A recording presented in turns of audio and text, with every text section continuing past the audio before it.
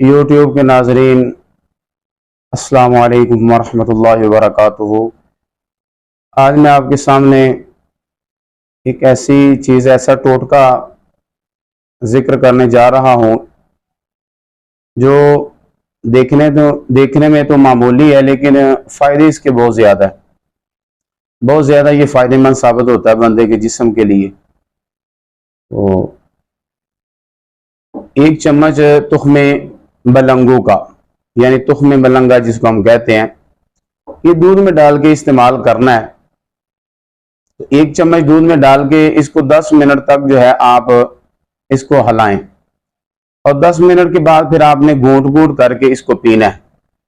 और अगर गर्मी का मौसम है तो इसको ठंडा करके पी सकते हैं, और अगर सर्दी का मौसम है तो इसको नीम गर्म करके इस्तेमाल भी आप कर सकते हैं। अब इसके इस्तेमाल से फायदा क्या हासिल होगा वो जरा सुन लें।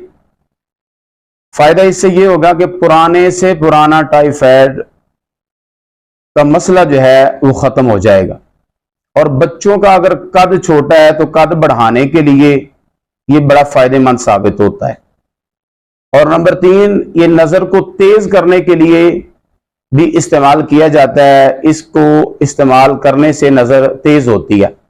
और दिल के जो मरीज हैं उनके लिए भी ये बेहतरीन चीज है।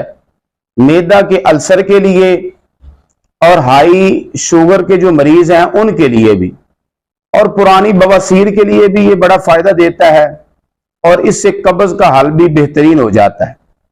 और अगर कब्ज नहीं होगी तो बवासीर का मसला कम पड़ जाएगा, बेहतर हो जाएगी बवासीर।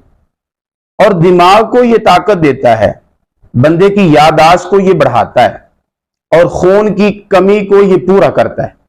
तो तुख्मे मलंगा जो है ये एक चम्मच दूध में डाल के पीने से इतने ज्यादा फायदे जो हैं वो हासिल हो जाते हैं। और अगर इसका फायदा आपने बढ़ाना है तो फिर आपने क्या करना है, आपने दूध की बजाय शहद जो है वो पानी में डाल करके आपने उसमें ये डाल के इस्तेमाल करना है। इसका फायदा और ज्यादा बढ़ जाएगा।